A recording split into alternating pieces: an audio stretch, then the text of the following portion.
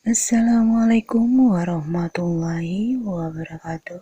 Hai semua sahabat cinta, teman jiwaku.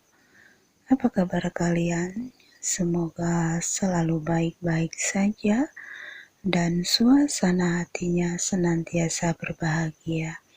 Baik itu dengan pasangan maupun dengan anggota keluarga yang lainnya. Alhamdulillahirabbil alamin. Jumpa lagi dengan saya Restu. Dan pada kesempatan kali ini saya akan berbagi ciri-ciri seseorang yang sudah mengalami ataupun sudah terbangun secara spiritual. Tetapi saya tidak tahu ya apakah yang saya bagikan ini sama seperti yang mungkin sering kamu lihat ataupun kamu ketahui dari sumber-sumber lain atau ada kesamaan. Saya tidak tahu tentang itu karena saya berbagi itu sesuai pengalaman pribadi saya sendiri ya, dan ini real, adalah fakta. Saya berani bersumpah demi Allah, apa yang saya katakan di sini itu sesuai memang apa yang terjadi dengan diri saya. Iya, jadi begini ya sahabat semuanya. Sudah 1 tahun lebih saya merasakan ada yang lain dalam diri saya. Ada yang berubah dengan diri saya. Saya benar-benar merasakan perbedaan itu, tapi saya tidak tahu apa itu. Sampai-sampai saya ketakutan sendiri ya. Karena apa yang saya rasakan, apa yang saya alami, kok seperti orang yang kehilangan semangat hidup. Seperti orang yang ada di mana mungkin mengalami seperti depresi begitu ya. Karena saya senang menyendiri, senang ada di tempat yang sepi-sepi seperti itu ya. Saya mulai meninggalkan kebiasaan ataupun kehobian saya yang selama ini saya gandrungi begitu, yang biasanya saya begitu suka dengan musik ya. Ya bisa dikatakanlah kalau mungkin ada acara seperti organ tunggal ya begitu. Itu biasanya saya sangat antusias untuk menonton, untuk bepergian ke tempat-tempat yang seperti itu. Tetapi seketika segala hobi dan kebiasaan saya yang seperti itu hilang.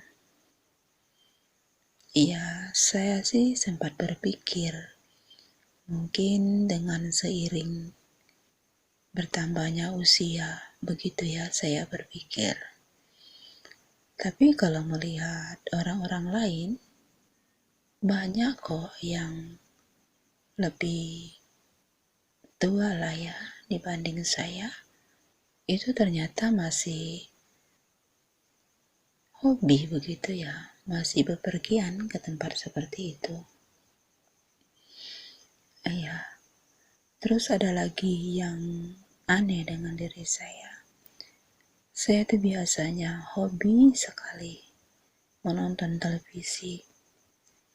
Bahkan hampir tiap hari menunggu seperti acara-acara favorit saya.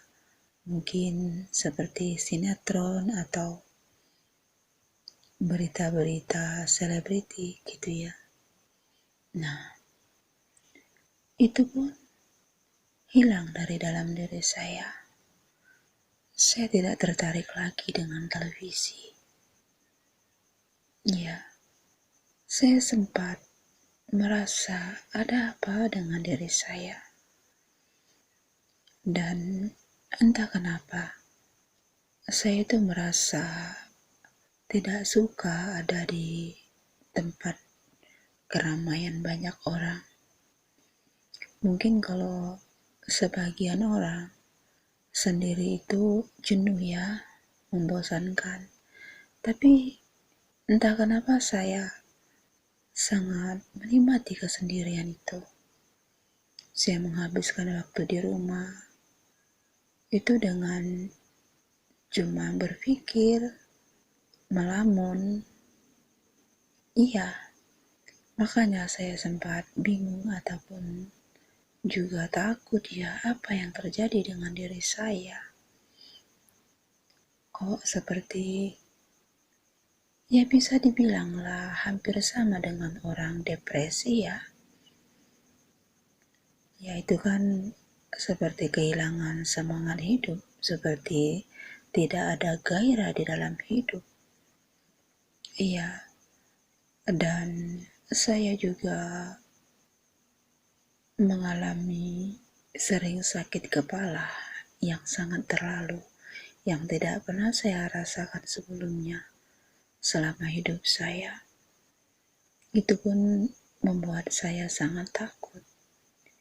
Apakah mungkin saya mengalami sakit yang sangat parah ya, seperti itu. Kalau lagi datang sakitnya, ya udah, saya tuh setengah tidak sadar ya. Sama sekali tidak tahu apa-apa. Saya cuma baring karena saya merasakan benar-benar sakit yang terlalu. Dikasih obat pun, minum obat pun itu tidak bisa sembuh. Kalau mengalami sakit kepala biasa ya, itu biasanya ya kalau sudah minum obat, dibawa tidur begitu bangun ya sudah agak ringan. Kalau yang sakit kepala yang saya alami itu sangat aneh menurut saya. Dia datang dengan tiba-tiba. Nah, nanti kalau memang dia waktunya hilang, tidak usah dikasih obat, itu akan hilang sendiri. Iya, dan ada lagi yang benar-benar nyata ya yang saya alami. Saya itu sering kalau mungkin melihat tragedi yang sedih begitu ya, terlalu mudah meneteskan air mata, terlalu merasa mudah kasihan melihat orang lain yang mungkin dalam kesulitan. Saya tuh selalu ingin membantu ya. Walaupun terkadang saya sendiri pun lagi dalam keadaan sulit begitu. Ya, bisalah dibilang kalau mungkin punya uang 20.000 begitu ya. Terus ada yang membutuhkan. Ya, bagi saya tidak masalah uang itu dibagi dua. Yang penting saya bisa membantu dia. Orang yang saya bantu pun merasa ringan dan merasa apa yang dia butuhkan sudah dia dapat. Itu saya merasakan sangat puas ya.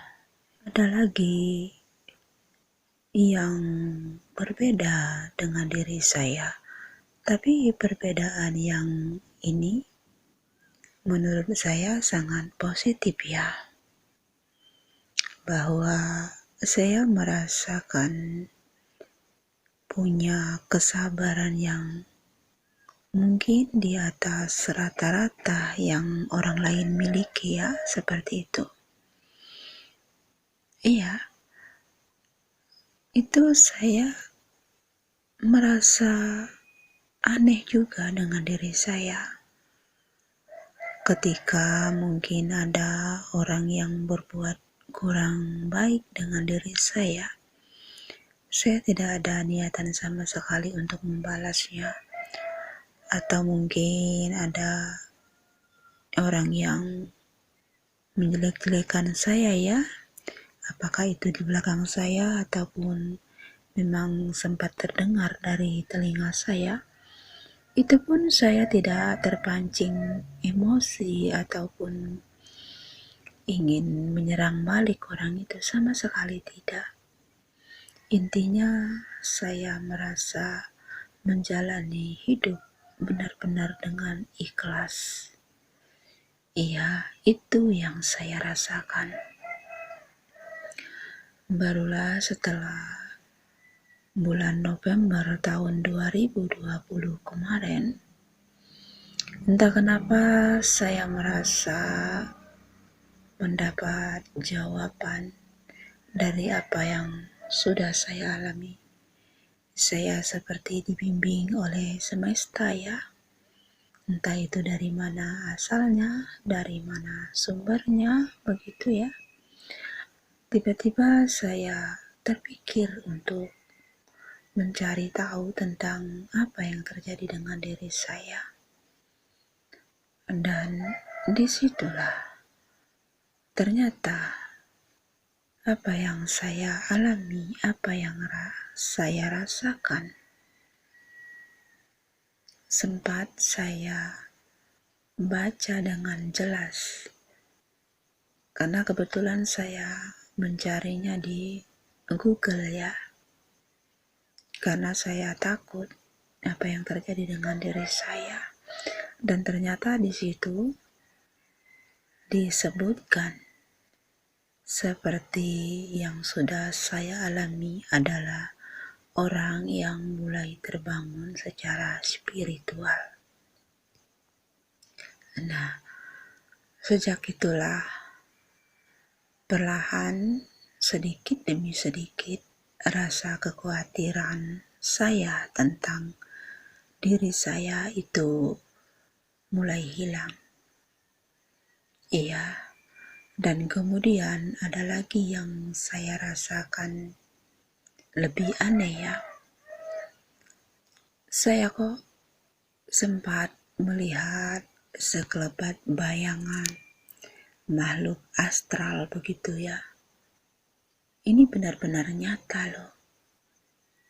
Iya, memang sih waktu saya melihat itu ya tidak terlalu jelas, seperti agak gimana ya.